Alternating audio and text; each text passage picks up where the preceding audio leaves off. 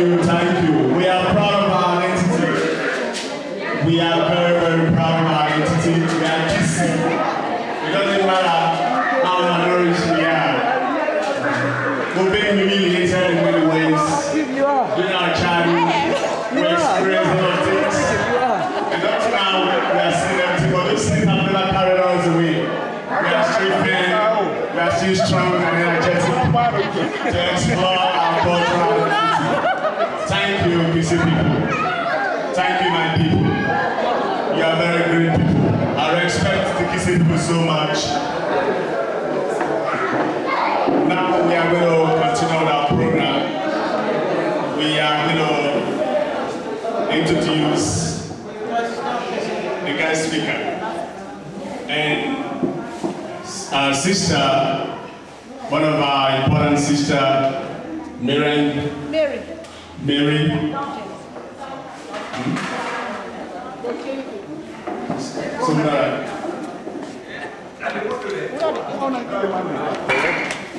So that person comes and introduces great and important Victoria.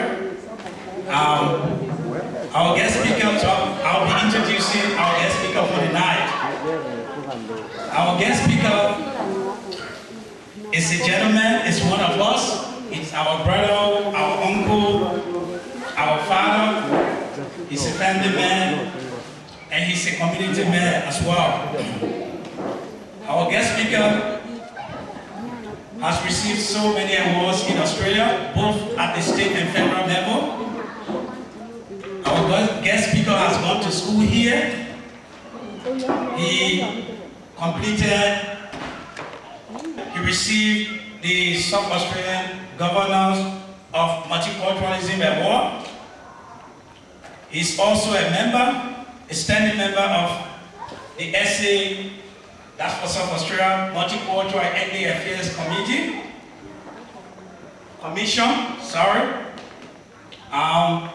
He's a member of the SA Youth Advisory Committee. He's a very popular person in South Australia, especially among the youth. He was community leader for this Kissia, the South Australian Library Community of South Australia. He won the Proud of Australia Medal, category of the Fair Goal in 2012. He's currently the PRO for Diompillor Kissia SA. He was a founding member of Diompillor Kissia SA. He's the vice chairman for Last Foundation. I could go on reading all these titles for the whole night, but I don't want to take much of your time. Like I said previously, our guest speaker is a role model. He's a father. He's an uncle. He's popularly known as Uncle Something. He's our brother. So, ladies and gentlemen, please join me to welcome our guest speaker of the night, Mr. George Fulmer. Uncle George.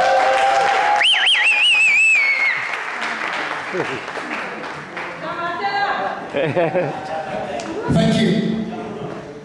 Thank you, Sekoma, and thank you for giving me the opportunity to be your guest speaker tonight.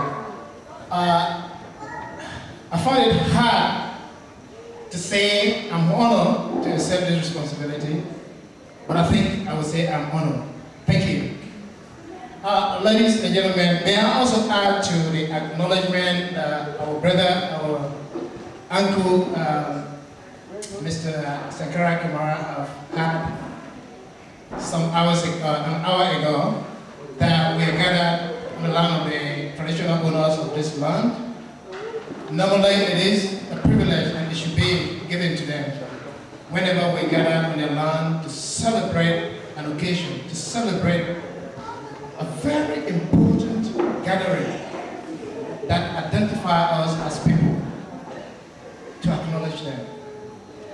So I would also want to add my acknowledgement in a very special way to the Aboriginals that own this land.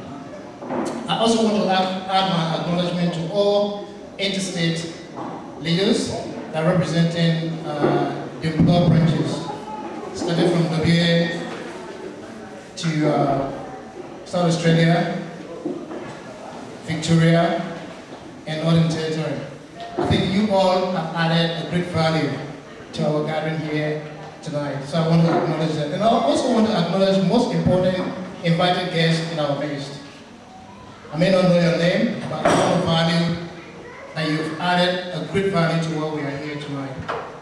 Ladies and gentlemen, I haven't made much research on the topic I want to talk about, but I will try to tell you a little bit of how I feel of this topic. And what I'm going to be sharing with you as the topic is already been discussed in various ways, and that's identity and belonging. What do we think we are as people? Who do we think we are? Do we belong? Where do we belong? How do we express that, our belong? In family, in a community, in a social gathering like this? Are you proud of your identity? Am I proud of my identity? Yes, I am. And to just validate that, it's just why we are all here.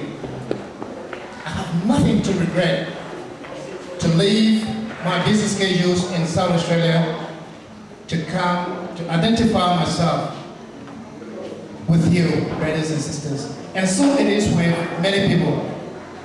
I knew that we would have attracted a lot of Kissia people around Australia, but maybe there are a few that didn't know that we are even gathering here because of some of the challenges that we have in identifying ourselves as people.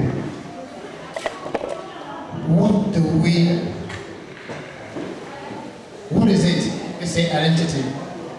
The book telling us here that your identity defines who you are.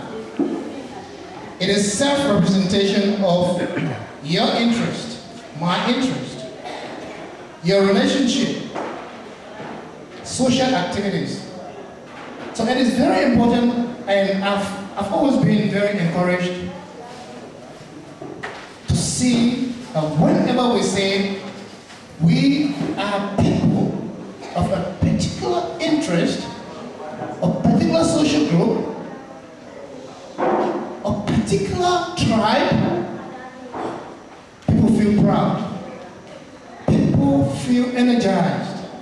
If you narrow people's identity to a tribe, you can escape it because it flows in your blood. It's identifying by what you eat, what you wear, and sometimes what you do as an activity. And that's why you were seeing on the board here, our brother demonstrated going back to the history, up to where we are today. I want to thank my brother Diompillor for putting your efforts together to give us an insight of who we are as people. If I say we'll go through all of what I have in my hand, I will bore you a lot. But please, our mothers, our children, our brothers and sisters, let us find reason to accept who we are. And not just accepting it, preach it out there. Let us reach to people that haven't identified themselves as Kissias. You can be a friend and be part of this association. You can be a wife, a husband, to be part of this. And in fact, you can be anyone, black, white, whatever you think, to be part of this organization. In South Australia, we have people who are not Kissias. They didn't come from any of the region that we identified.